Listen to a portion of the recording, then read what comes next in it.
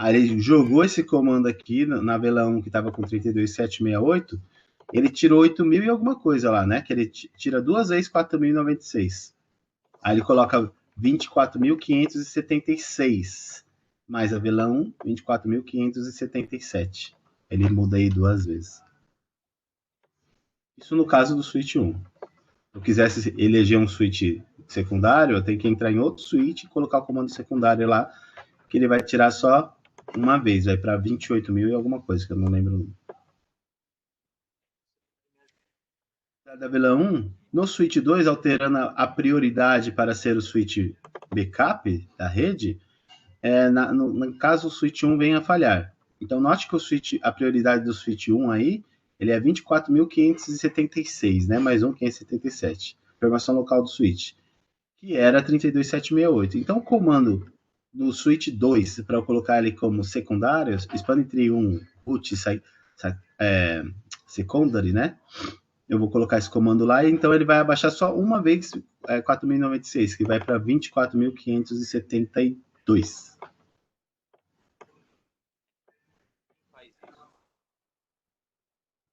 Quem faz isso?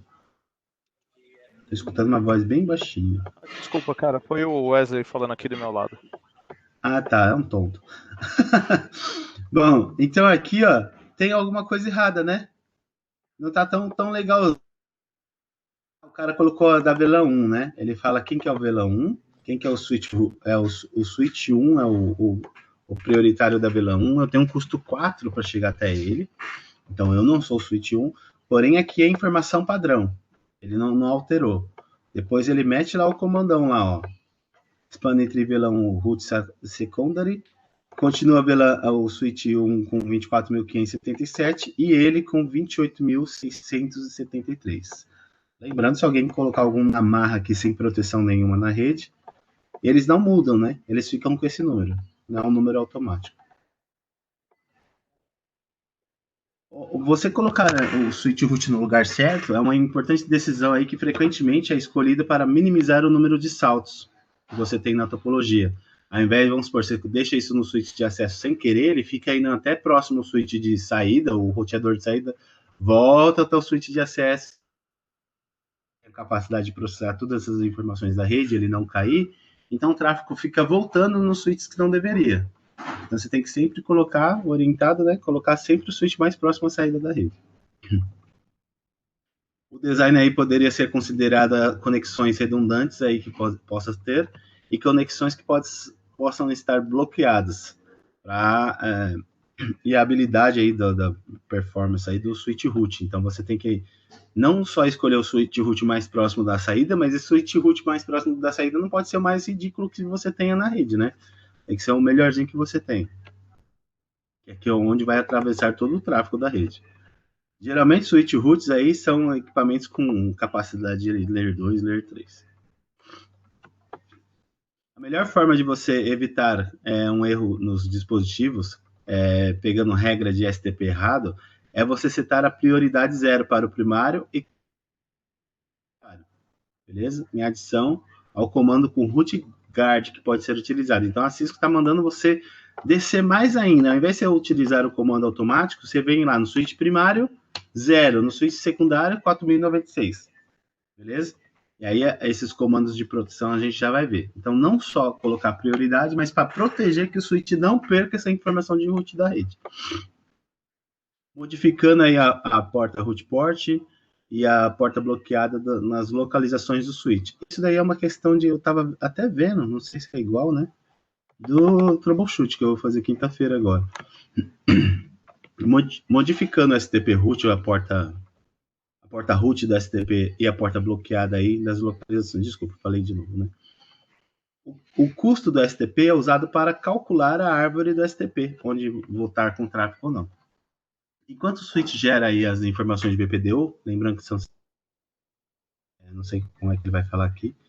O custo total inclui apenas os cálculos, as métricas dos cálculos do switch root, né? Aliás, perdão, para o switch root, e não inclui o custo das portas por onde o switch root está sendo, o BPDU está sendo avisado.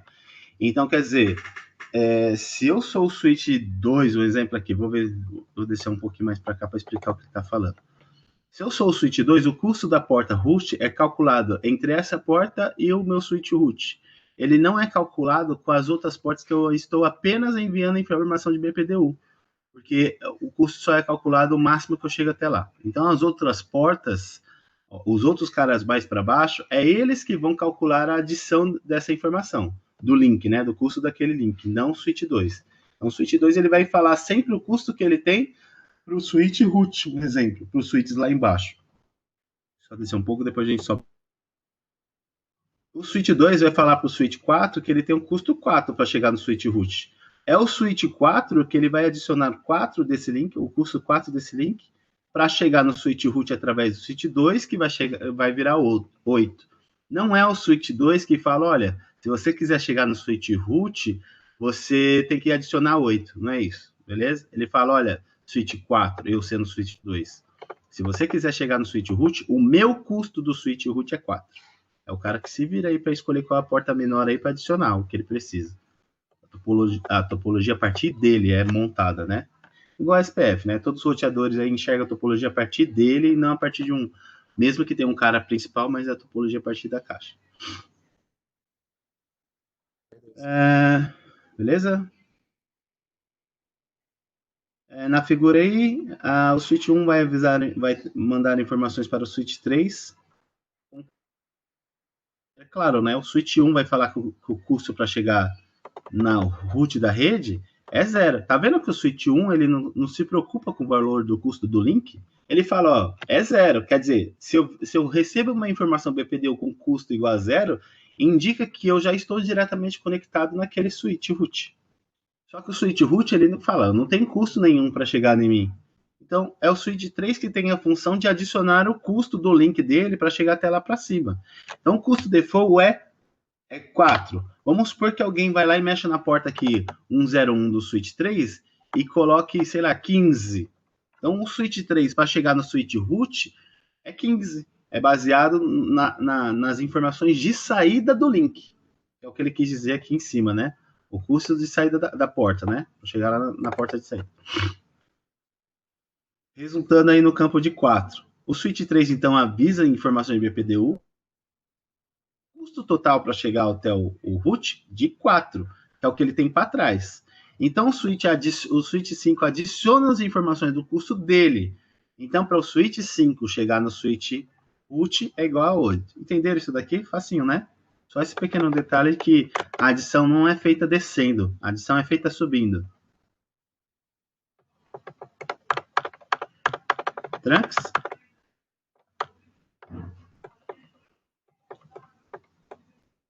Legal. Beleza. Descendo. É que ele está mostrando aquela topologia, né? Se você alterar o custo das portas para o STP com o comando spantree, VLAN ID e o custo, então você vai alterar em todas as saídas da interface. Tem que tomar cuidado. Você pode alterar logicamente na VLAN e você pode alterar a porta específica que você quer. Você pode manipular a topologia STP aí. Com que o menor custo aí, a alternativa aí para atual, para a porta que, enquanto está fazendo, enquanto ela está designada, você pode trocar essas informações aí, o custo da porta, e ela pode se mover ela pode ser alterada para bloqueada, né? Então, hoje ela está encaminhando. Se você, por acaso, mexer no custo da porta, ela vai fazer o cálculo e vai mudar para bloqueada, porque ela não pode encaminhar. Então, o comando spantree aí vai modificar o custo para todas as VLANs. Se você colocar spantree custo 50, nesse caso você não definiu a VLAN. Você fala que o custo daquela caixa é 50. Não importa a VLAN, não importa a porta. Você está mudando no geral. Mas se você utilizar o keyword aí VLAN, você vai mudar o... Também tem a forma de você entrar na interface específica aqui e mudar o custo só para aquela interface. Aqui, ó, ele está falando, o custo, não, eu estou confundindo, desculpa. O custo na VLAN 1, aqui na Giga 1, Span Tree Cust 1, o que ele faz? Ele está colocando que o custo para qualquer VLAN que atravessar essa interface, o custo vai ser 1. Beleza? Se há uma interface trunk, por acaso ele coloca custo VLAN X, aí é só para aquelas VLAN específicas, para as outras não. Eu posso fazer isso com um formato de balanceamento de carga lá para baixo. Meu switch de acesso, eu tenho muitos saltos para baixo, 3, 4 saltos do meu switch root. Então também posso fazer algum balanceamento de carga por VLANs aí. Então, ele está falando do switch 3, ó. Para eu chegar no custo do switch root, que antes era 4, beleza? Só na giga aqui, ó. Só na giga 1. Já na giga 2, continua 4, né?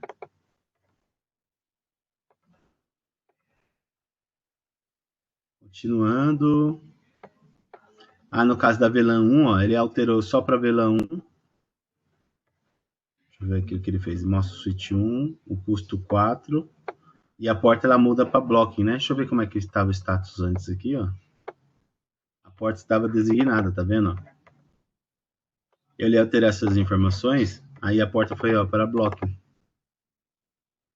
Beleza? Se você mudar o custo, a porta que está designada, alguma porta baseada na topologia, você pode ter várias portas conectadas aí na rede de topologia, alguma delas pode mudar para blocking.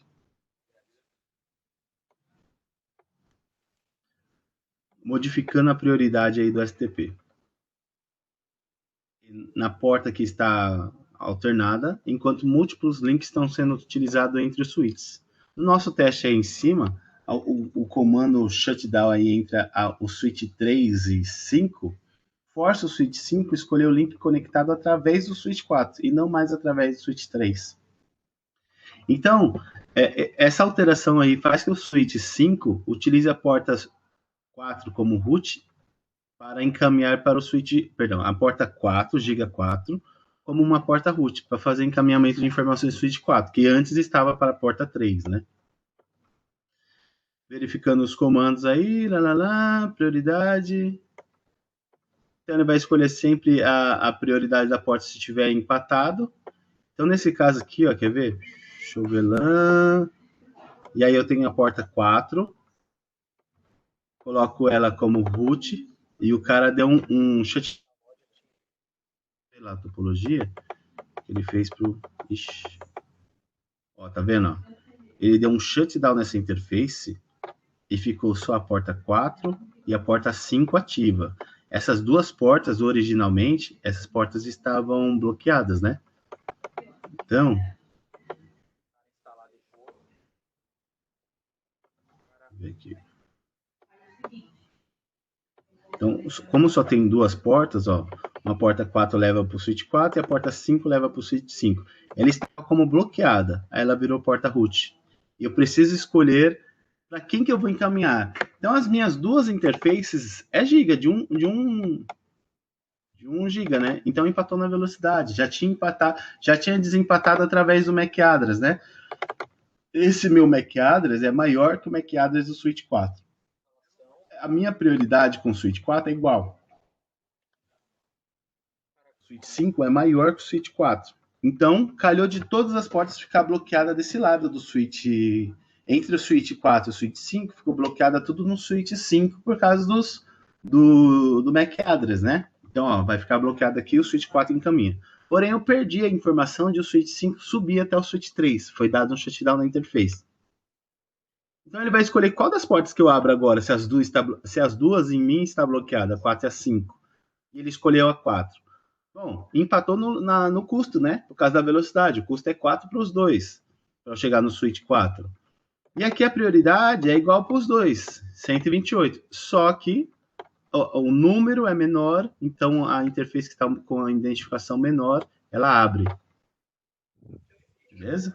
Pode ser que caia algum tipo de questão assim, eu não sei como é que vai ser as novas provas. Só com a topologia e a gente fazer uma leitura da topologia,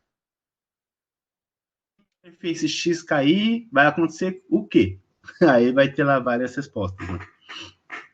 Você pode modificar a prioridade da porta Giga 106, que ela tá conectada no switch 5, na interface 105. Então, Lá no switch 4, a interface 6 está conectada com essa porta 5 no switch 5. Beleza? A Cisco gostou de fazer, fez uma topologia meio confusa, poderia ser mais fácil, mas tudo bem. Então, você, dentro da interface lá do switch 4, você pode fazer o seguinte: span tree dentro da interface, VLAN ID, escolhe a VLAN, port priority. Então, o custo é 4 para os dois. Se vamos por ela colocar a port priority, está mudando a prioridade, né? A prioridade é 128 para os dois. Desculpa, eu achei que ele ia... Então, ele vai lá e muda a prioridade para 64. Então, a interface vai ficar mais baixa a prioridade, por mais que a identificação dela é maior. Então, primeiro é a prioridade, depois é o número da interface. Então, a prioridade vai ser menor, vai ser 64.5, que é o número da interface. Então, ele vai abrir essa interface, e essa interface aqui vai ficar como bloqueada. Beleza? Vamos ver aqui se vai mostrar alguma coisa. Ele mudou aqui a prioridade no switch 4, né? Da porta lá que está bloqueada do lado do switch 5. Então, no switch 4, a interface fica como designada, mas a prioridade aqui é 64. Oi? No switch 5, eles sabem, né, que o switch 4 vai mandar a informação de BPDU, das configurações locais da caixa lá, e vai falar que a minha prioridade é menor pelo aquele link. Por ser menor, eu preferia abrir essa interface. Beleza? E tá vendo como o switch 5 muda? Só porque eu fiz uma influência no switch 4, eu não mexi nada no switch 5, porque o custo, lembra que o custo é calculado do switch mais longe para o switch mais perto do root, não é calculado descendo. Então, se o switch 4 mudasse o custo, uma pergunta, vai. Se o switch 4, ao invés de mudar a prioridade, tivesse reduzido o custo, tinha mudado de root para cá para root para cá?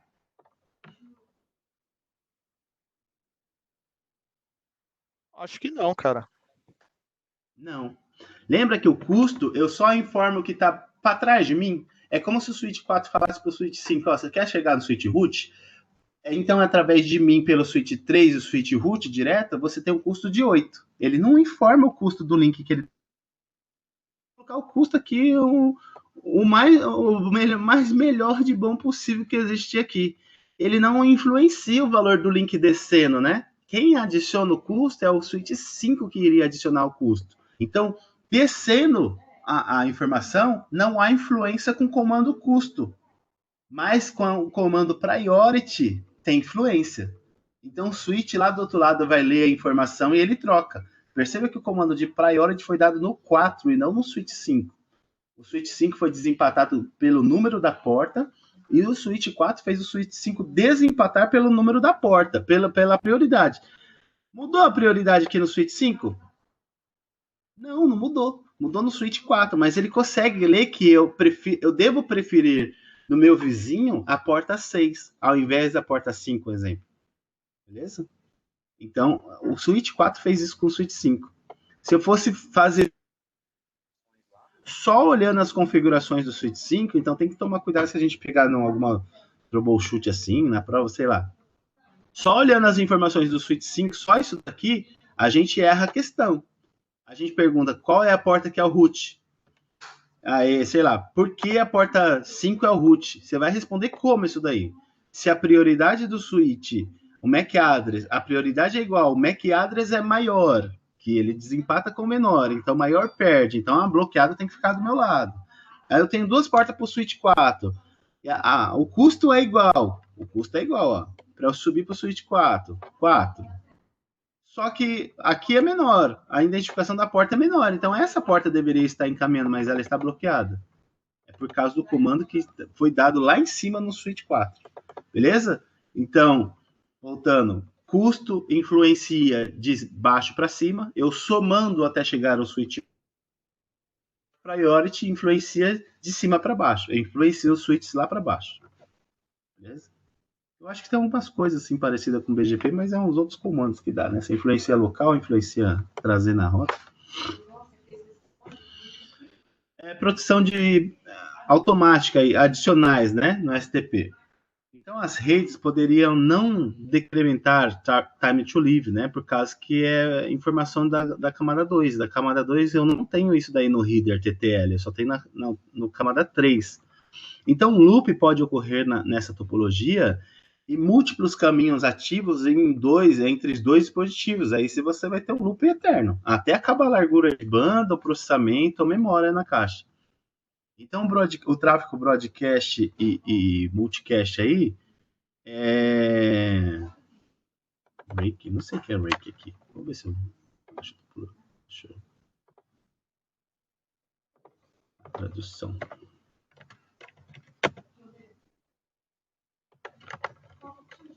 Causar. São causadores, hein? Então, broadcast e multicast, que são informações que não são lidas no Layer 2, né? Broadcast de Layer 3 e multicast de Layer 3 também, ele pode causar esse encaminhamento eterno aí, e as portas vão fazer esse loop contínuo, porque o TTL só é decrementado em equipamentos de Layer 3, não em switches. Então, ele continua com o mesmo TTL, ele fica eterno aí na rede. Então, um alto consumo de CPU acontece e você vai ter pouca memória, né? Pouco espaço livre na memória para fazer o tratamento desses sintomas da camada 2. Para você tratar aí vários loops aí na rede, vai aumentando, que vai virando tempestade broadcast. Por aí vai, e vários encaminhamentos de unicast. Os loops... Diga.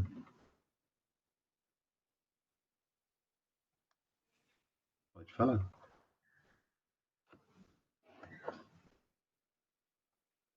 Ia falar alguma coisa?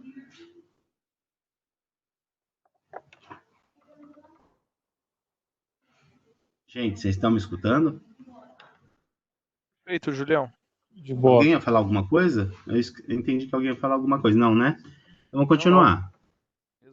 Tá. Os loops de camada 2, em adição aí pode consumir não só CPU, mas também memória, né? Deixar a memória pouco recurso de memória, alto consumo de CPU e largura de banda, porque você vai ter esse tráfego duplicado a cada loop, né? Então, se o tráfego é muito, você vai ter muito a cada milésimo de segundos. Por isso que um loop de Layer 2 costuma parar muito mais rápido. E aqueles picos de CPU também, né? Por causa que o pacote é recebido uma diferente interface, o switch então deve mover as informações do MAC address, né? Os endereços de MAC address de interface para o próximo loop. Então, cada loop que acontece, o switch fica atualizando a tabela de MAC address. Então, a tabela de MAC address fica corrompida, né? Que é um dos status de loop de Layer 2. O throughput da rede aí também é impactado drasticamente. E o usuário logo vai informar que a rede está lenta, ou que algumas aplicações de rede não conseguem abrir, ou também está lenta aí, né? E até o próprio tráfego de CPU de memória da máquina também pode afetar. No caso, acontece quando muito tráfego assim, as máquinas chegam até a perder conectividade de rede. Algumas falam lá, cabo de rede não conectado, Wi-Fi desconectado, por causa que o loop de rede está muito alto. Os seguintes cenários comuns aí de loop, né? Você pode o STP desabilitado no switch ou na porta. Uma configuração errada de balanceamento aí pode causar tráfego em múltiplas portas com o mesmo MAC address. Um MAC address virtual no switch com duas portas aí com switch virtuais tipicamente não estão participando do STP. Nesse caso eu não entendi, né? Uma configuração de switch virtual que faz bridge entre duas portas físicas. Eu não entendi. Se alguém entendeu, pode dar um toque. Usuários finais que estão utilizando a rede, um switch, um hub, né? Ou adiciona, sei lá. O switch catalyst detecta aí o flapping de MAC address nas interfaces e notifica via syslog desse MAC address, né? A informação do MAC address, a VLAN e as portas que os MAC address estão flapeando, né? Que quando a gente recebe, eu acho que vários de nós já viu aquela informação MAC address flap, né?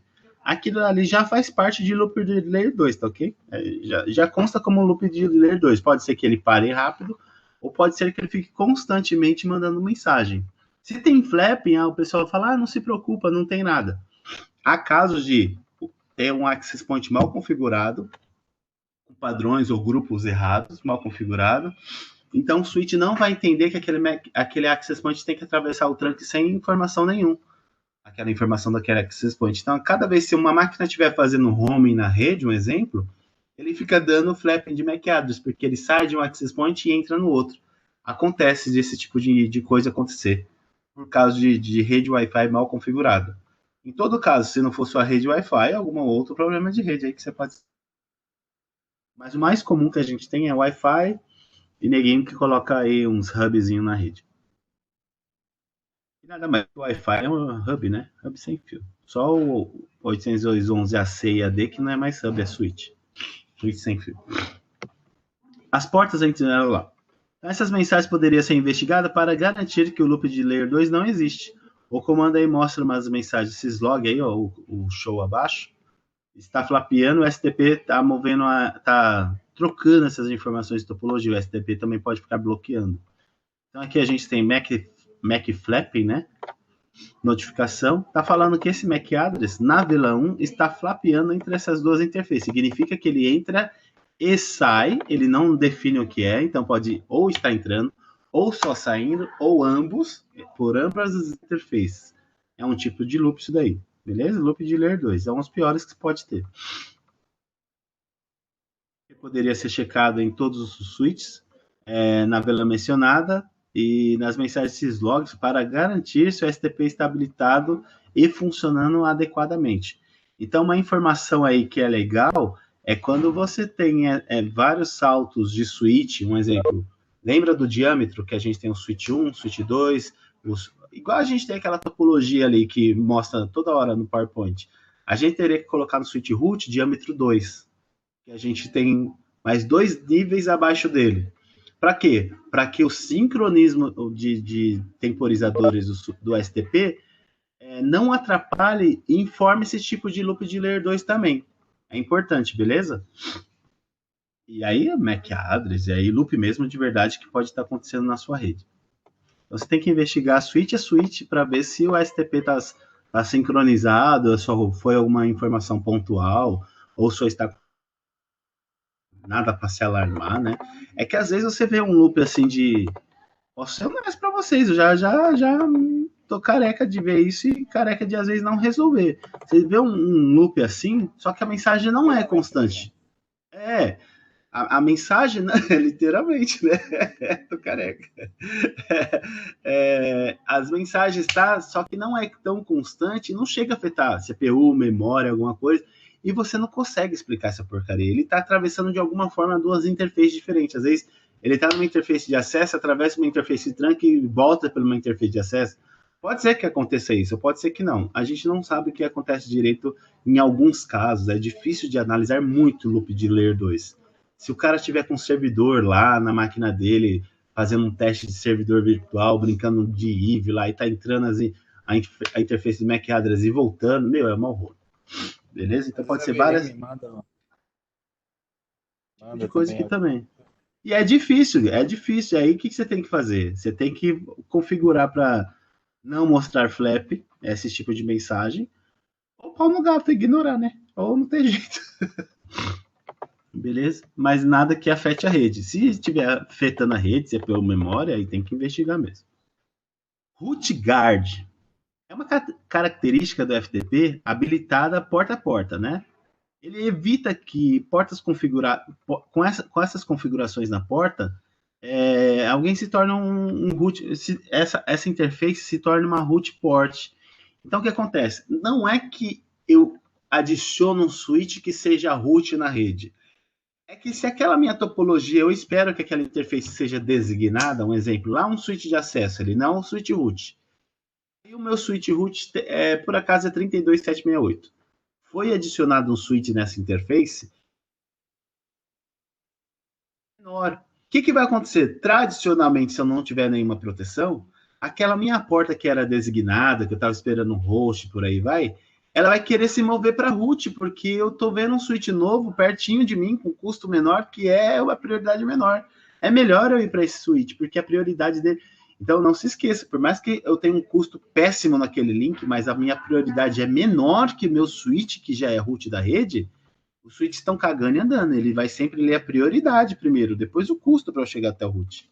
Então, é importante vocês, ignorem esse negócio de custo quando estiver elegendo o switch root. Então, nesse caso, a sua rede vai começar bagunçada. Ao invés de esse switch aí local estiver encaminhando para o switch root original, ele vai encaminhar para essa nova rede. Se a rede não tiver proteção nenhuma, essas informações de BPDU Configuration, que informam o novo switch, vai subindo para a rede de todas as caixas. Eu mudo o tráfego para esse novo switch que foi alterado. Esse novo switch que chegou na rede. Beleza? Então, essa informação que está na porta, o root guard, previne que um switch downstream, ou seja, um switch novo abaixo, frequentemente configurado errado, ou um vampiro, né? Alguém está colocando ele para invadir a sua rede, um simulador de switch, por aí vai, se torna o root bridge na rede na topologia. Aí você já sabe, né? Se esse switch novo virou topologia root bridge, ele bagunça toda a sua rede, blocking de porta para tudo qualquer lado, seu tráfego é alterado e pode ser que ele não devolva o tráfego de volta para a rede. O cara está fazendo alguma leitura de tráfego por aí vai. Então, a função de root guard, ele vai colocar um erro disable na interface, que está com a informação de BPDU superior, que está sendo recebida, né? Ou seja, tem que não é um BPDU com um bridge ID inferior, é um BPDU superior, ou seja, é uma configuração melhor, que seria esse nome mais correto, né? Mas para identificar a diferença desse superior e inferior. É um bridge ID, é um BPDU melhor do que o que eu já tenho informação do meu switch root na rede. Então, eu vou alterar. Então, se eu tiver esse comando lá na porta, eu estiver recebendo o BPDU superior, eu vou, ele entra em error disable e a porta é colocada em down. A porta é desligada. Beleza? Então, uma porta configurada com designate port, você pode colocar o comando root guard aí para se prevenir aí para que essa porta não vire uma root port. Beleza? Eu posso colocar numa porta bloqueada, não sei se vai falar aqui, eu acho que não. Eu posso colocar numa porta bloqueada. Outra pergunta para vocês pensar. Não. Não mesmo, não posso. Porque se eu colocar numa porta bloqueada, que é o root guard, se caso ela precisar ser desbloqueada, ela vai estar com o comando root guard. E o switch vizinho vai mandar informações novas do switch root, por onde eu posso chegar. Mas eu tenho o root guard lá, a porta vai cair.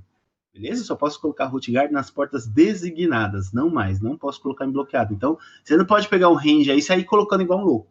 Você tem que dar span tree, a informação lá achou span tree, e ver quais as portas estão designadas. Se alguma tiver bloqueada, não é recomendável colocar ali. É altamente não recomendável colocar ali. Beleza? Então, como que você coloca? Dentro da interface, root guard, span tree, guard root. Existe o comando default, né? No modo span tree, guard root default, uma coisa assim. Não sei se ele vai mostrar aqui. Mas isso é um veneno, tá? Então, muito cuidado com esses negócios no default para todas as portas. Vai colocar a porta, ela nunca deve se tornar essa porta nunca deve encontrar um root bridge por ali. Nessa mesma topologia mostrada aí na figura 3.1, a porta root, o comando aí root guard foi colocado na interface giga 104 do switch 2, que está encaminhando informações para o switch 4. E na porta 105 do switch 3, encaminha informações para o switch 5. Isso evita que o switch 4 e o switch 5 se tornem os root bridges da rede, mas eles ainda podem manter as conectividades com o switch 2 através com o switch root, né? Através do switch root. Com o switch 1 e o switch 3 via conectividade do switch 1, com o switch 2 caso ele falhe. Então, vamos ver se ele vai mostrar a topologia aqui. Eu acho que não, né? Mas para a gente lembrar essas topologias aqui é foda. Eu deveria ter salvo a topologia. Se mostrar aqui de novo, eu entro e volto nesse parágrafo aqui de novo. Se mostrar a topologia de novo. Portfast. As configurações de geração de topologia Exchange Network lá, nos hosts, não faz sentido se você está conectando um host apenas para fazer uma conexão da rede, porque o host não fala PDU, não vai alterar as informações de topologia da rede nenhuma. Então, restringir essas criações de TCN dessa porta, então switch. Oi? Diga aí.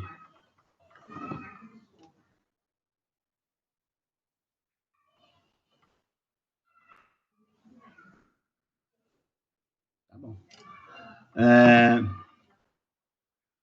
Restringir as configurações da porta, onde é que eu estava? A criação de TCN na porta aí, né, para conectar outros switches.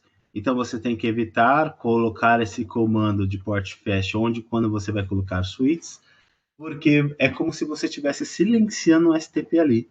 Então você pode gerar um loop de layer 2 caso você colocou spanning tree port fast e ligou um switch, ok?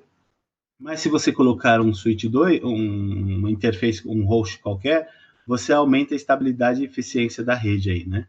Ele vai parar de gerar informações de TCN na porta de acesso.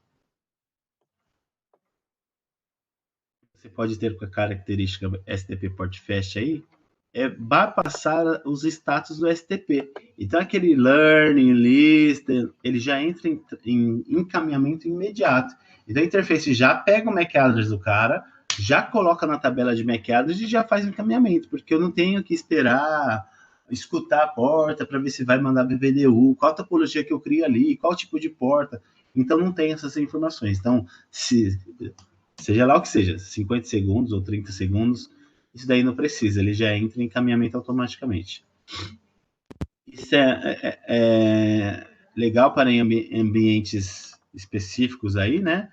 Porque se você está, um exemplo, com hosts, e o host está com DHCP, que é o protocolo de configuração, lá, ou PXE, que é aquele equipamento que quando você liga, ele vai fazer a configuração antes de iniciar o sistema operacional, um BPDU aí, uma interface port fast, essa funcionalidade, se for colocada aí, né, dessa funcionalidade, vamos supor, você pode perder o temporizador desse protocolo, do PXL, do DHCP, e essas configurações não ser feitas. Ou a máquina não pegar o IP, o host, DHCP, TFTP, por aí vai, ou o PXL não terminar de fazer a configuração, baixar o sistema operacional, porque tem um tempo. Então, se você tiver bloqueado a porta lá, o listening line, por causa do STP, então se o temporizador for menor, sei lá, 50 segundos ou menos que 30 segundos, se em 30 segundos eu não pegar o IP, já era, eu entro com o IP 169. Entenderam? Então, com essa informação aí, facilita para outros protocolos trabalhar mais rápido também. Plugou, o protocolo já está ligado, então o protocolo já vai buscar o que precisa. Essa característica é habilitada comando spanning tree port fast ou globalmente num switch de acesso com o comando spanning tree port fast default. Então, possivelmente, eu acho que o rootguard lá default não tem, né? Vamos ver, ele não citou. Se o port fast necessita ser desabilitado numa interface específica,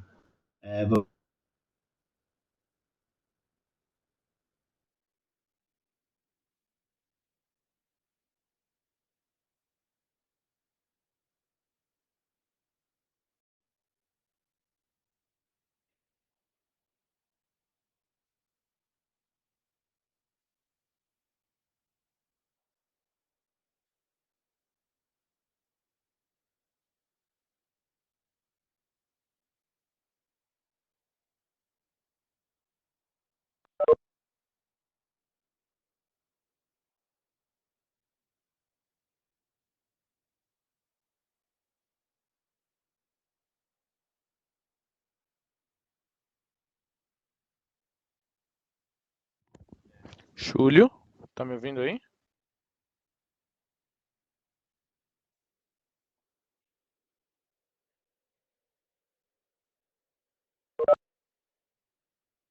Júlio? Numa interface trunk, se você estiver conectando num server, e nesse server você tem várias máquinas aí, as VLANs deles lá, porque esse server vai fazer o controle de loop lá com o switch virtual que ele tem. Então você pode colocar port fast trunk. Não se deve colocar port fast trunk quando você estiver ligando um switch real, né? Um switch de verdade, um bridge aí, porque você pode gerar loop na rede. Ele já entra no modo de encaminhamento. É aí para ele precisar aprender o que vai bloquear ou não, né? Então a porta, você já adiciona aquele trunk, gerando problemas na rede. Então o show aí habilitando port fast na interface Giga 13 aí do switch 1. Enquanto a configuração é verificada examinando aí o STP para VLAN 10, né, aquela interface. Note que o port fast é mostrado como peer-to-peer edge, né, P2P edge. A última sessão mostrou como o port fast é habilitado globalmente para todas as portas, com port fast default. Então, na interface de acesso, Giga 1013, Switch Port Mode Access, quando você coloca esse comando, você já define que ali vai ser um host, né? Existe um macro, não sei se vai falar do macro Switch Port Host, que ele coloca 3 comandos automáticos lá. Switch Port Access VLAN 10 e Span Tree Port Fast. Então, Span Tree VLAN 10, eu vou mostrar que ele é um ponto a ponto edge. Aqui também é um ponto a ponto. Mas não é edge porque eu ainda não é on-board. Eu consigo fazer tráfego de informações de BPDU, de TCN, por aí vai, da rede. Então eu estou falando com um outro cara, com outro switch. Por isso que ele identifica como uma P2P. Se você colocou o comando port fast, ele identifica que esses tipos de informações de switch não vai ter naquela interface. Então ele coloca edge, que é como se fosse a borda da rede. Como se você fosse a borda final de topologias de switch, né? Como se você fosse colocar alguma coisa que não é switch. Uma máquina, uma impressora, beleza?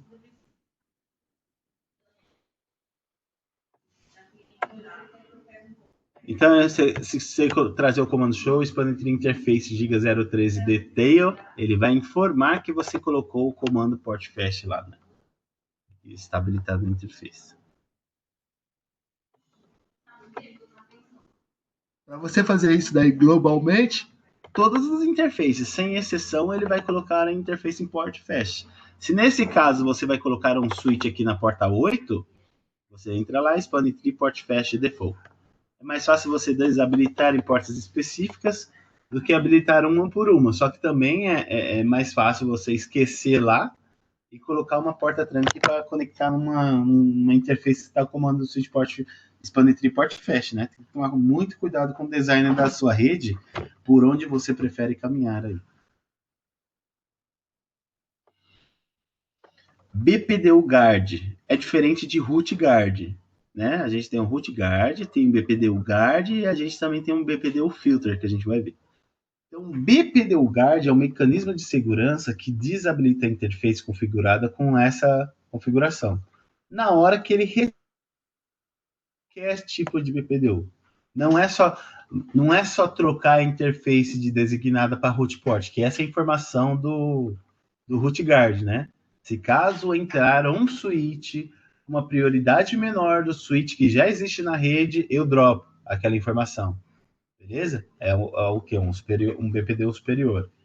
Esse é o root guard. O BPDU guard é qualquer informação de layer 2 de STP. Se qualquer informação entrar naquela interface, ou seja receber, eu sou o switch 2, estou na porta X conectada no switch 2. E vem alguma informação do switch 2, do switch 1 para entrar na minha interface X, está fazendo o ingresso, eu dropo aquela informação se o BPDU guard estiver habilitado, beleza? Ele nem faz a leitura. Opa, é BPDU. Ele dropa. Assumindo que todas as portas de acesso foi configurada o Expand Port Fast, isso não causa um loop acidentalmente. Você colocou BPDU Expanded Triport Fast em todas. Tudo que você plugar ali, você espera ser um switch, ou ser um computador. Se por acaso você coloca um switch, ou você coloca um servidor que não tem Hyper-V lá na caixa lá, ele vai gerar um loop na rede. Vai gerar um loop entre a sua caixa. Um exemplo, é um servidor que não tem essa capacidade de fazer um micro switch, ele entra na máquina, manda para uma outra máquina, volta para uma outra interface lógica do supervisor, desce pelaquela sua interface e gera um loop, beleza? Então, esse mecanismo aí de proteger a porta evita esse tipo de loop local aí que você vai ter nas interfaces. Possa ter nas interfaces, não que vai ter. Acidentalmente, ou por uma falha de configuração, por uma falha de design. O BPDU Guard é habilitado globalmente em todas as portas. Com comando pode ser também habilitado. Então, desculpe, né? Eu falei que dava para habilitar o Root Guard globalmente. Não, é o BPDU Guard globalmente. O Root Guard é nas portas específicas, porque você não pode habilitar na porta blocking. Você pode gerar um problema lá com o Root Guard. O BPDU Guard você pode colocar em todas as portas, beleza? Receber o BPDU, não importa qual seja, esse é mais violento que o Root Guard, né? Esse é muito mais violento do que se colocar só o Root Guard. Então, geralmente se recomenda colocar aquele comando, por isso que o design da Cisco, ele fala o seguinte, vai utilizar o comando root guard, eu coloco em todas as interfaces do switch root. Não tem como errar, por quê? Todas as portas do switch root são designadas. De nenhuma forma ele vai virar uma porta ali, blocking, ou alguma porta root port. Porque um switch root não pode ter uma root rootguard, eu proíbo que o meu próprio switch troque de porte. Continua aí, meu filho, você é o rootguard. Por isso que no CCDA ele recomenda no switch root. E eu já vi em alguns outros designs da própria Cisco mesmo, é que muda, né? Mudou o técnico nas portas de acesso, no switch de acesso. Eu acho mais perigoso. Então, mais recomendado no switch de acesso, a porta Expanded Triport Fast pode meter esse BPDU Guard Default aí, né? Nas portas. Por quê? E o bom é que no log, né, Juliano, ele mostra lá, recebido BPDU na porta. Eu já peguei um BO desse aí de mandar BPDU para a porta e derrubar. E o cara batendo o pé que não era, e no log tava lá, recebido um BPDU na porta X. Ele dropa. Sabe o que eu já vi acontecendo? Sabe o que eu já vi acontecendo? Eu acho que foi na Logicalis, não sei se foi comigo, cara, mas foi por causa de um IV. Eu acho que eu tava treinando com alguém, alguma coisa assim. Eu habilitei o Logicalis, não NAT, sabe? Quando você coloca a interface como bridge, para pegar o IP do próprio DHCP da rede, ele manda as informações da topologia que você criar para fora. Se você colocar a interface e sair dela certinha da topologia, eu fiz isso. Não sei com o que eu tava. Se era o Alan parecido, não sei, mano. Eu acho que era o Max, eu e o Max, de noite a gente tava fazendo isso. O Maxwell, foi isso mesmo. E a gente bloqueou a nossa porta. Quando foi ver, era o BPD Guard que já estava habilitado na topologia.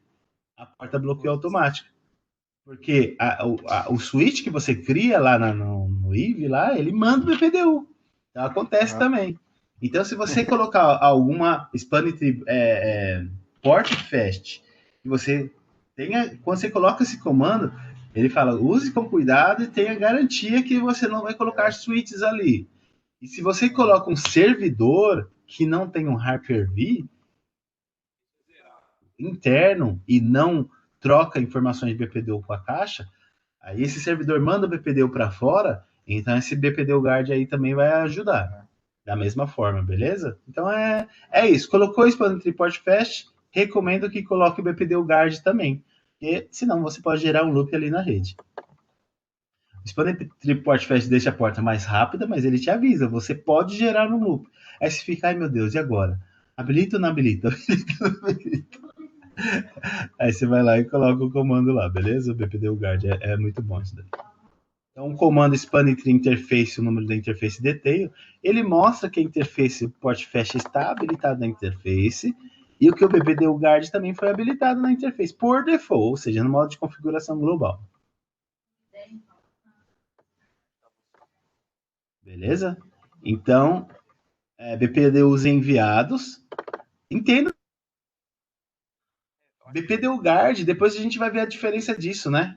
O BPDU Guard, ele não recebe BPDU, ó.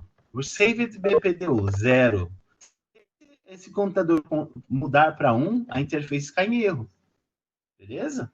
Então, eu envio o BPDU. Esse comando não impede que eu envie a BPDU, ou seja, não impede de alguém capturar informações da minha rede e conseguir informações da minha rede, BPDU. Mais para frente eu acho que vai mostrar o BPDU Filter, que é o tipo de comando que eu não envio o BPDU pelaquela rede. De nenhuma forma eu vou montar topologias de STP, mas nem que a vaca tussa se esse comando filter estiver habilitado. Beleza? Então o filter ele não vai dropar a interface. Ele não vai derrubar a interface. Eu não mando BPDU. Só que eu recebo BPDUs externos. E eu não mando. Como eu recebo, então o switch ele aprende que é por outras informações, por outros locais. Então veja que um tem a função, o BPDU Guard tem a função de você não receber informações novas na rede, a sua rede ficar protegida com uma alteração de topologia, e o BPDU Filter tem a função de você adicionar segurança na rede, para que alguém não faça leitura da sua topologia STP.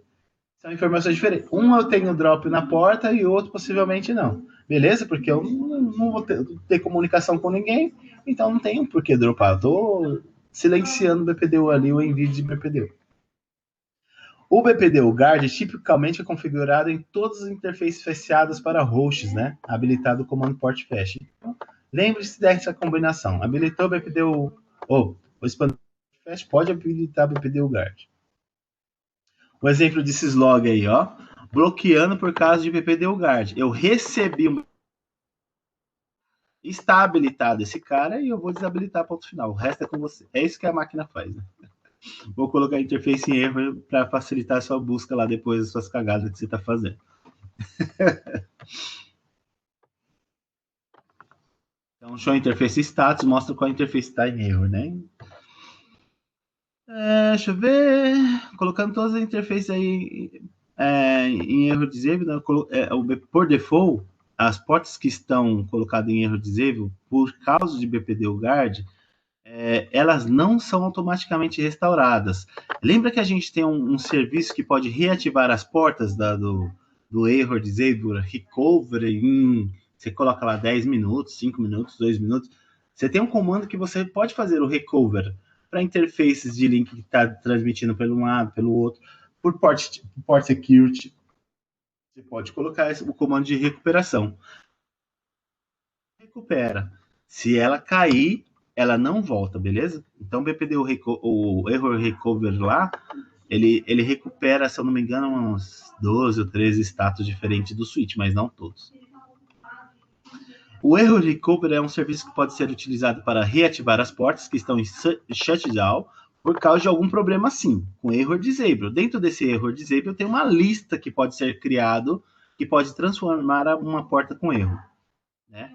Portanto, reduzindo a tarefa administrativa. Lembrando que o BPDU Guard ele não recupera automático por causa disso daqui. Recuperando a porta, colocando ela em BPDU.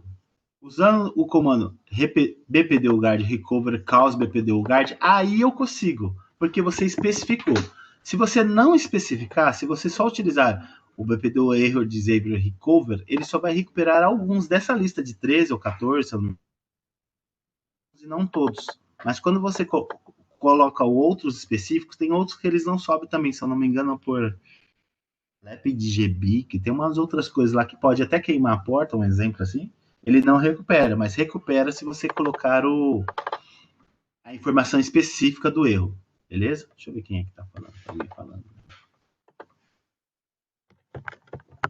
Gente, meu notebook tá pra lá de Bagdá.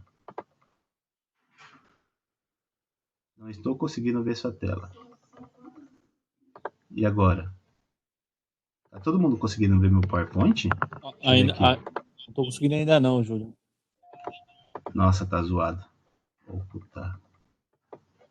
Deixa eu ver como é que tá. Aí, porque, toda vez que eu entro aqui, fica um zoado no negócio. Compartilhar a tela. Compartilhar. E agora, vocês estão vendo a minha tela? Não, agora. Não. A tela inteira não estão vendo? Vou colocar aqui compartilhar. Tela inteira. Compartilhar a tela. Estão vendo a tela inteira? Opa, agora sim. Agora eu tô conseguindo ver. E agora? Tá vendo o PDF? Sim, agora sim. Beleza. Edu, Eu. tá vendo o PDF? Beleza.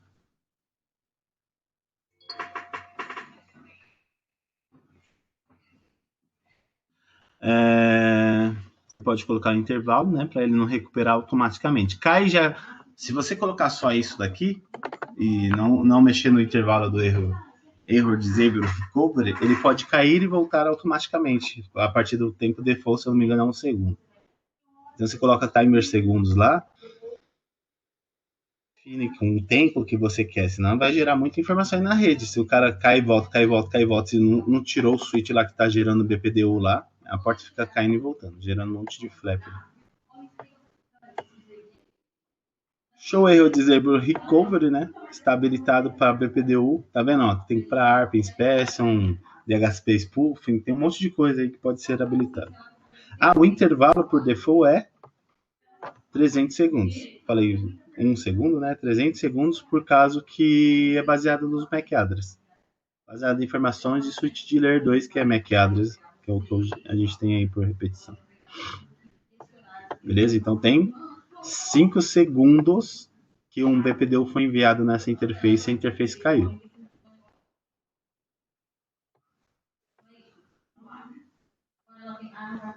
Pode ser alterado de 5 até 86.400. 24 horas, eu acho que é isso daqui, ou sei lá, 3.600. Acho que é isso, acho que é 24 horas. BPDU Filter.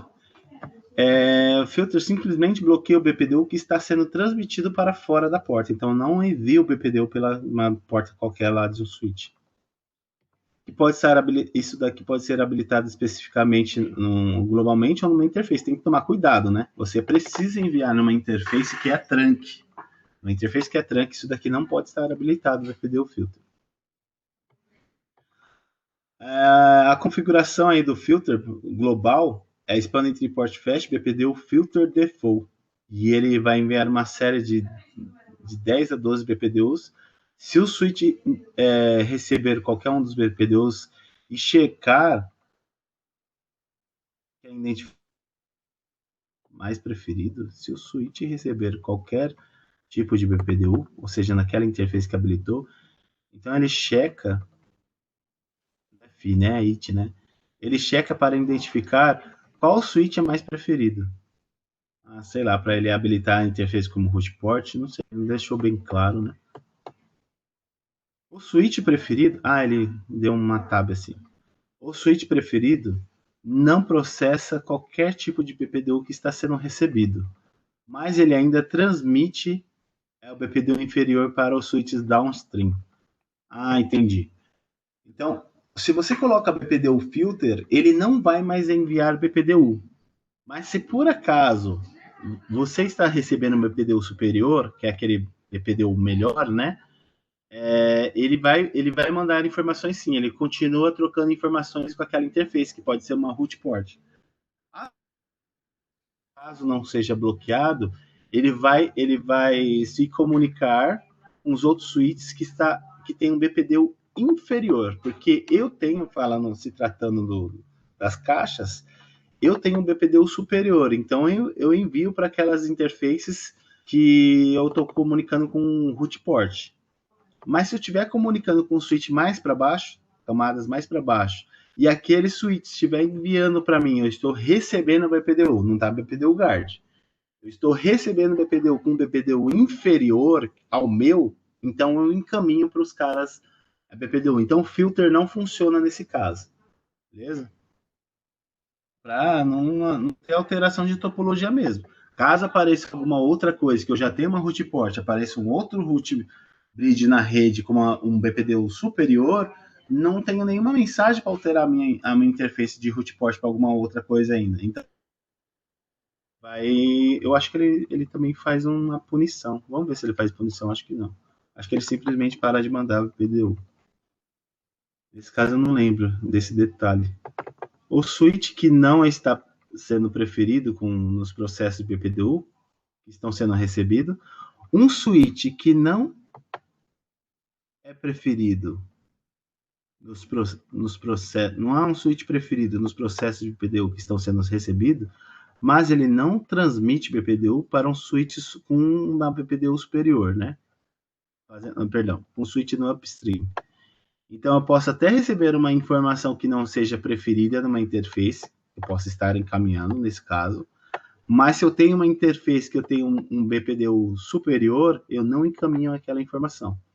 Essa filtragem que ele faz, ele não propaga todos os BPDUs da rede. É um BPDU específico, interface habilitada aí para filtrar, uma interface específica aí. O comando, você pode habilitar o comando expandtree BPDU filter enable, e não aquele comando default aqui que é em todas, né? A porta não está enviando qualquer tipo de BPDU na saída, né? Se a porta remota estiver com BPDU guard, ou seja, no switch do outro lado, eu não envio deste lado, e do outro lado não pode receber. Geralmente, ela entra em shutdown. Se a porta remota ela vai colocar em shutdown para evitar um loop de mecanismo, um mecanismo de loop. Estranho, né? É o que eu entendi. Se você colocar isso na interface, você vai filtrar o BPDU. Você só vai mandar informações se o seu BPDU for superior, né, para os switches lá inferiores. Vai mandar um BPDU. Ele reduz a quantidade de informações de BPDU na rede, BPDU filter. Ele não é tão grosseiro de não enviar nada. Ele reduz, ele vai ver se o BPDU do switch para baixo ele é inferior para mandar. Se o BPDU for superior, ele não manda, porque isso daí ele troca a topologia. Como o switch de baixo tem um BPDU inferior, eu mando informações de BPDU normal, da minha topologia normal. Mas se no switch lá downstream, lá embaixo, estiver com a interface BPDU guard para aquela conexão, então a interface cai, por causa do switch remoto. Entendi. Use com cuidado o BPDU filter, que pode causar problemas, né?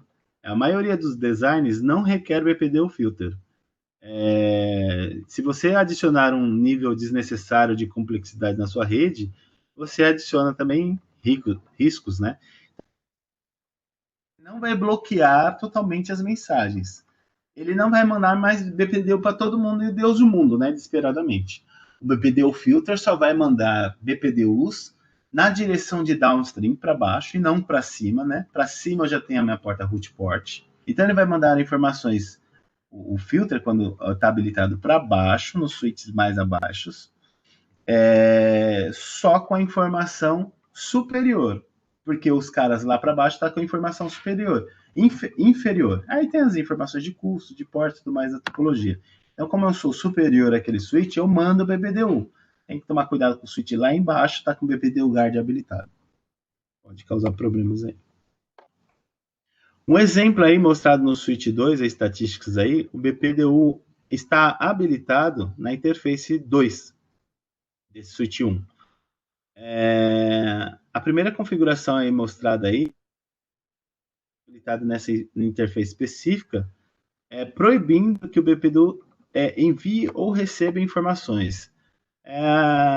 O segundo conjunto de informações aí, que a gente vai ver em outro quadrinho, o BPDU está filtrando globalmente. Então, o BPDU que está sendo transmitido quando uma porta se torna ativa, ela filtra e verifica o número de BPDUs que foi enviado, alterando de 56 para 58, um exemplo, né? Então, a porta Giga 2 desse switch está habilitado o BPDU filter só nessa porta. Então, no switch 1, show expanding tree interface Giga 2, 102 detail, include só informações de BPDU, maiúsculo, minúsculo. Ele deve vir coisa pra caramba aqui, né? Então ele tá falando que nessa port 2, que é a identificação para o STP, que é a Giga 102, na VLAN 1 está e ela está encaminhando.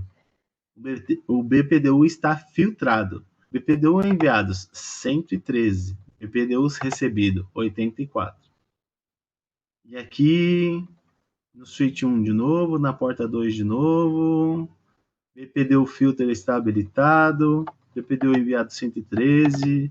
Recebido 84. Gente do céu, não entendi nada, né? Você pode ver que a saída desses dois aqui, ó, até o comando, é a mesma coisa, né? Esse cara aqui, ó, é exatamente igual a esse cara aqui, ó. Switch 1, porta 2, vila 1, designado, encaminhado, filtro habilitado, 103, 84. Só Jesus explica isso daqui. Deve ser que o comando repete 2 vezes, vai saber. Aí, mas não, ó. Tá repetido isso daqui 2 vezes, ó.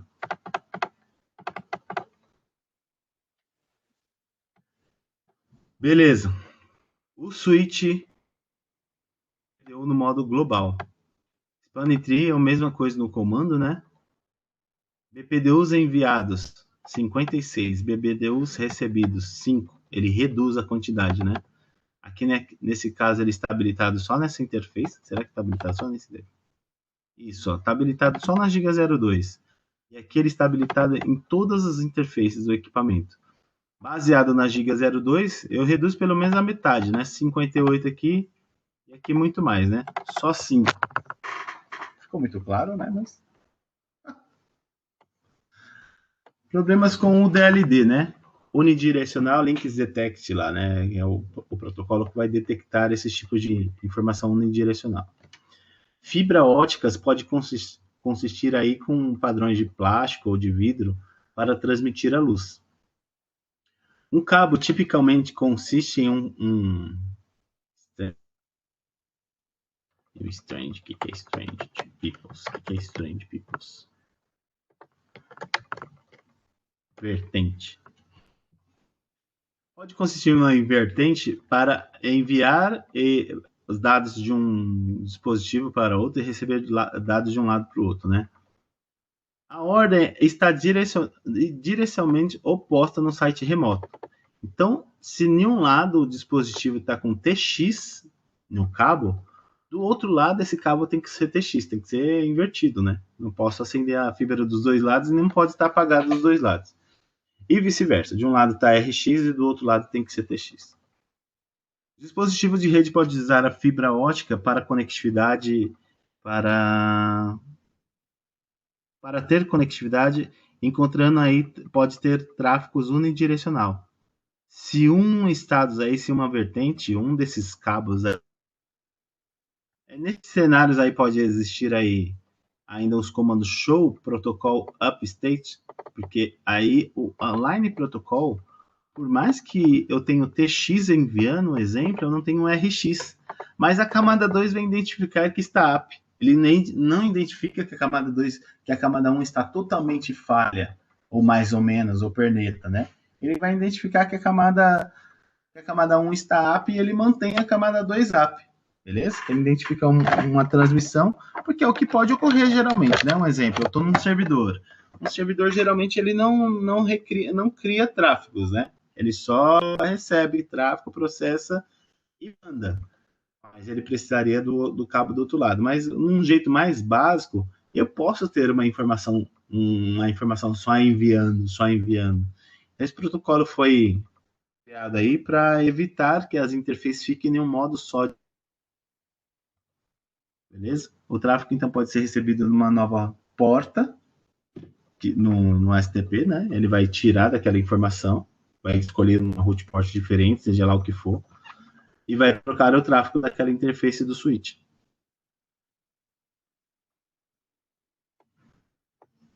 Algumas soluções para resolver esse cenário. Então, quer dizer, eu já estou criando a solução, desculpa. Então, o BPDUs aí, eles não são transmitidos de uma forma downstream. Um exemplo que eu só vou ter o upstream daquele BPDU, não tem um downstream. Então, pode ser que uma topologia existente aí do STP, ele vai querer identificar uma outra root port naquela caixa, né? Uma caixa específica de downstream, que é a última caixa. Mas pode ser que a penúltima caixa continue encaminhando para você, ela não muda o root port. E aí você vai gerar 2 tráfegos por caminho. querer abrir a topologia em outros caminhos que não deveria. Deveria estar aberto num determinado caminho, mas o STP ele identifica que eu parei de receber BPDU daquela caixa. Eu consegui enviar, mas eu parei de receber, porque eu tenho o máximo aging time do STP, que é 5 minutos. Se em 5 minutos eu não receber, ele pode bloquear a porta ou buscar uma outra porta root. Beleza? Então a gente ainda tem um comando loopguard, é bom para ambientes que eu tenho switches com fibra.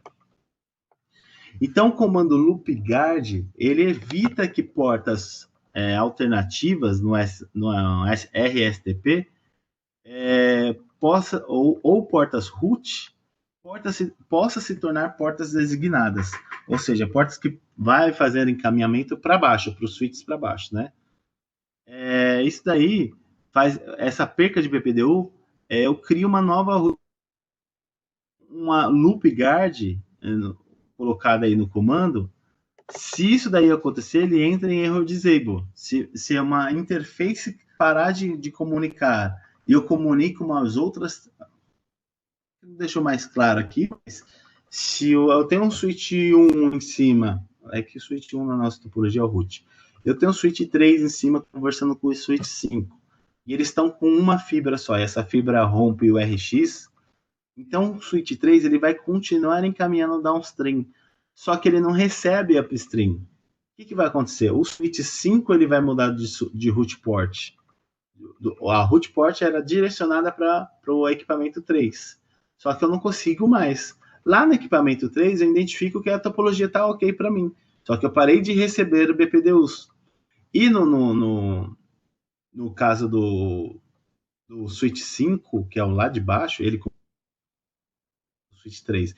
É neste momento que ele fala, olha, como você não consegue enviar nada para mim, eu vou bloquear essa porta.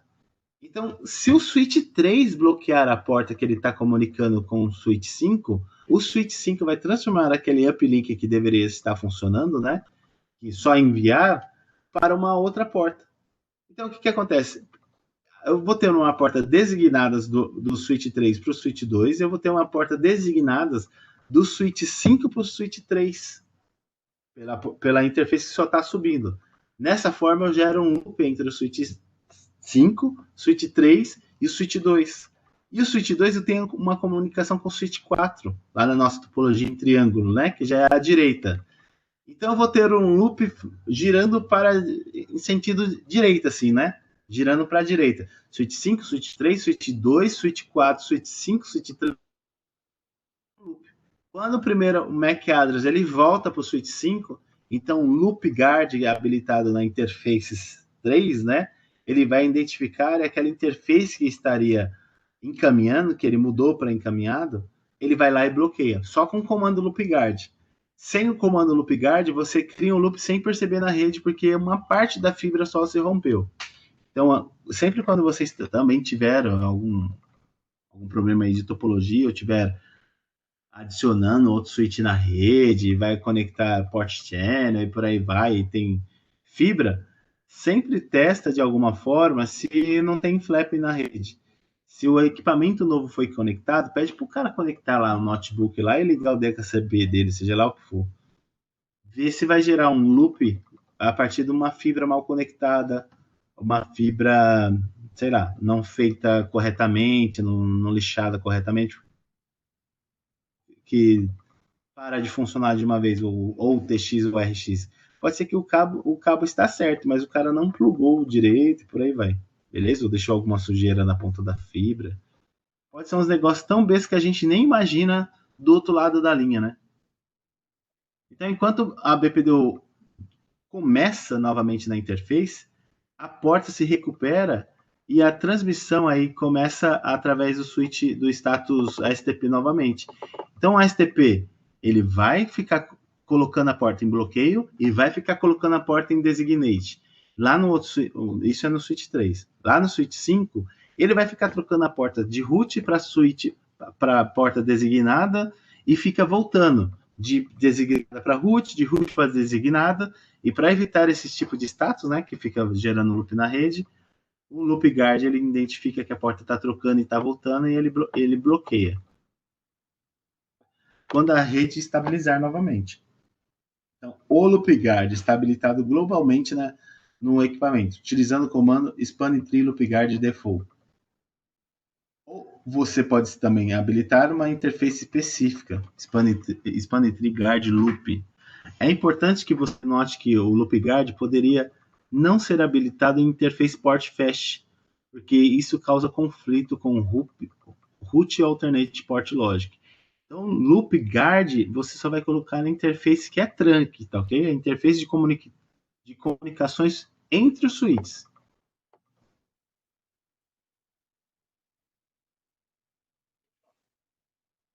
Então, o cara que ele ligou no switch 2 a interface 1, ele colocou na interface física span-tree guard loop, ele habilitou isso. Nessa interface do switch 2, ele colocou o BPDU filter enable. Então, ele vai reduzir a quantidade de BPDUs naquela interface. Então, é como se ele estivesse detectando se do outro lado eu vou trocar para a porta root para um outro local. Então, o que acontece no switch 2 quando isso acontece? No switch 2, ele vai detectar que houve um loop, que eu estou filtrando loops para enviar para o switch 1, né? Perdão, desculpa. Eu vou colocar essa interface aqui, ó, no modo bridge. Desculpa, eu li 2 switches aqui, foi mal, de novo. Só no switch 2, na interface 1 do switch 2, eu coloco guard loop. Beleza? Eu estou bloqueando que aquela interface trunk tenha loop. Mas nessa mesma interface, eu não sei para que ele fez isso daqui, então ele vai colocar o filtro no switch 2, que ele está mostrando, ele vai disparar o loop guard. Quando eu coloco um interface, eu falo, olha, eu não posso mais jogar tanta informação. Igual a gente viu lá no BPDU filter, né? Ele para de enviar tanta informação para switches de downstream. Ele está simulando uma quebra de cabo, vai. Ao invés de a gente fazer a topologia lá que a gente estava falando, ele está simulando uma falha de um RX e um TX, mas nesse caso ele colocou na interface Ethernet mesmo, né? Giga Ethernet. Então ele vai lá, entra na interface e coloca um filter. Eu parei de enviar por downstream. É como se o meu TX tivesse quebrado da fibra. Então, a minha interface root lá no switch 2, que era ela mesmo, né? A Giga 1, ela entra no estado de blocking. E porque ela foi identificado um loop aí, né? O loop foi incluído naquela interface. É o que acontece quando a gente tem um ambiente de fibra também. Beleza? Ele deu meio que uma simulada que o TX falhou naquela interface. Nesse ponto, a porta é considerada consistente e não pode fazer encaminhamento, ou seja, enviando informação de nenhum tráfego. Portas inconsistentes são visualizadas com o comando show span-tree inconsistent ports. E aí a gente vai ver as portas aí que pode gerar loop, né? Sempre a porta 1 aí para todas as VLANs nesse caso. O comando aí 3.16, exemplo aí, mostra as VLANs inconsistentes aí. O DLD, Unidirectional Link Detect, ele fica monitorando a comunicação bidirecional de cabos de fibra ótica. Ele opera aí por transmitir pacotes do DLD, então dos dois lados, dos dois interfaces, neighbors, eles vão encaminhar o DLD pelas duas interfaces, pela TX e pela RX. Pela RX eu tenho que receber o DLD e pela minha TX eu vou enviar um DLD. Então é como se fosse o trio. Os dois devices precisam concordar nas duas fibras que esse DLD está atravessando a rede. Ok, só dando uma adiantada, né?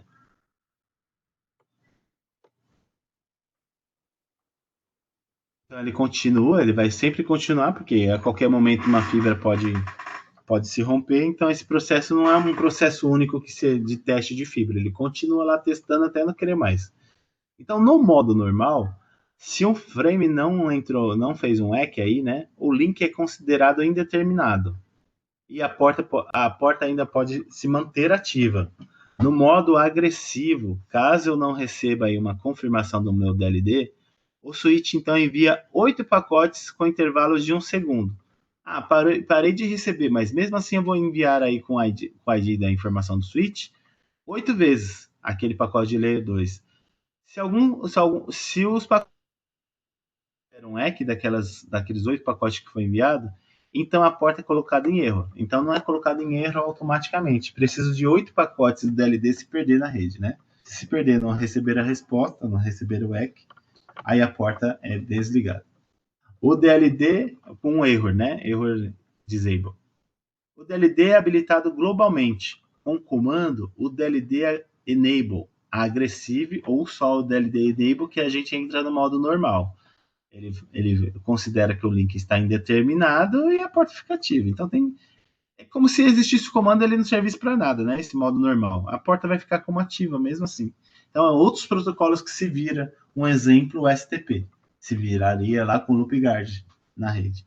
Já com esse cara aqui, ele bloqueia sozinho a porta inteira. Então, o STP vai mudar a porta sem demais erros aí, né? Eu não vou ter encaminhamento por uma porta e recebimento por outra para a porta o mesmo para ele por causa de um protocolo anterior, antes ao STP, que é o DLD.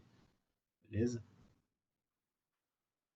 O DLD ele pode desabilitar uma interface específica com a configuração na interface, o DLD Port Disable. Então, no modo global, é o DLD Enable, ou Enter ou Aggressive, e o DLD Port Disable. O DLD Recovery pode ser habilitado com o comando UDLD Recovery Interval. Perceba que o DLD ele é diferente daquele comando Error Disable Recovery. Okay? Só que aí a gente vai ter alterações de plataformas. Tem plataformas que vai ter esse UDLD Recovery e tem plataformas que vai ter o Error Disable Recovery Cause UDLD. Ok? Então você pode recuperar ele por duas formas, vai depender das plataformas, tá ok?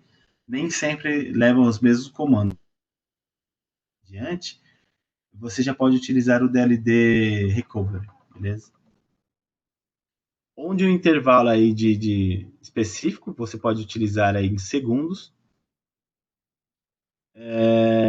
O default é 5 minutos, igual as tabelas de MAC address lá, né? Pode ver que a maioria dos protocolos de Layer 2, ele sincroniza com o temporizador do MAC address, Span3, o DLD, por aí vai.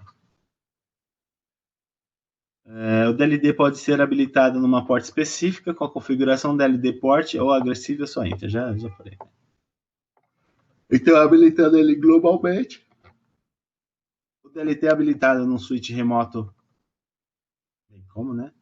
Apenas se ele estiver configurado, o status do DLD da vizinhança pode ser verificado com o comando show o DLD neighbors. Então, isso daqui só vai funcionar se o DLD estiver habilitado nas duas caixas, na sua local ou na remota. Mais informações detalhadas pode ser verificada com show DLD, o número da interface. Então, onde é que a gente vai aqui? Peraí. O comando abaixo mostra verificações de vizinho DLD, os links estão operando normalmente bidirecional, mais informações obtidas com o comando show DLD tem giga 1, 3, e aí a gente vai ver informações ordinárias, interface, retorno da state. Então, show DLD neighbors, nesse caso eu tenho o DLD habilitado nas duas caixas, então tem giga 1, 3, eu tenho o device name do meu vizinho, porque eu acho que isso daqui possivelmente é o MAC address do cara, né? Sei lá que é o MAC address, tá faltando coisa, né? Sei lá. Device name, não sei da onde vem esse device name aqui, não. Como alguma identificação da porta específica. A porta do meu e está no modo bidirecional. Então tá funcionando os dois links de fibra do cara lá, né? E aqui é os detalhes do show DLD e só interface. Aqui, bidirecional, Echo Device, ele tá trazendo um negócio hexadecimal, né? Para falar qual o meu vizinho é, né? Não traz o hostname específico, não. Porque o DLD é bem camada 1, né? Bem lá embaixo. Então, tem que dar algumas revisadinhas em alguma coisa aí. Tem um parágrafo que eu marquei lá. Alguns termos aí que a gente tem que ficar: BPDU Filter, Guard, BPDU Guard, Root Guard. Parecem ser iguais, mas são diferentes, tem funções diferentes, né? Os dois bloqueiam portas, né? Só que os dois eu coloco em lugar coloco em porta de acesso. BPDU Filter eu posso colocar em porta trunk para os switches downstream ou upstream. Root Guard é recomendável colocar nas todas as interfaces designadas do switch root. Port Fast é bom fazer a combinação de Port Fast com BPDU Guard nas minhas portas de acesso. E Loop Guard também é feita a configuração nos switches de downstream, né? Nos switches que você vai falar com switches para baixo. E o DLD é feito, o Directional Link Detect é recomendável que você utilize com o Aggressive, né? Para ele detectar e desativar a interface, para que você não gere loop no STP. Porque com modo normal a porta fica ativa e no modo agressivo a porta é desligada. Beleza? E isso daí a gente coloca em porta fibras. Tranquilo até aqui, pessoal? Gerou algumas dúvidas? A gente pode retomar alguma coisa durante o dia? Tem que tomar banho, pessoal, vocês estão vivos. Beleza? Por hoje é só, a gente acabou o capítulo e a gente vai começar em capítulo 4, múltipla expanetria amanhã. Tranquilo? Obrigado, Julião. Hoje ficou meio obscuro, né? Teve umas partes lá do STP que deu umas escurecidas lá, muito avançado. Mas se tiver alguma dúvida, vai falando que a gente vai buscando. Eles não falam nada, parece que eu tô aqui sendo aqueles professor leitor de PowerPoint, é um grupo de estudo, caralho. Desculpa aí, cara, aqui tá uma barulheira, deixa no mudo. Beleza, então, mano. Um abraço pra vocês, viu? Obrigado aí. Valeu. Para a gravação aí que você tá como Parei aí. administrador.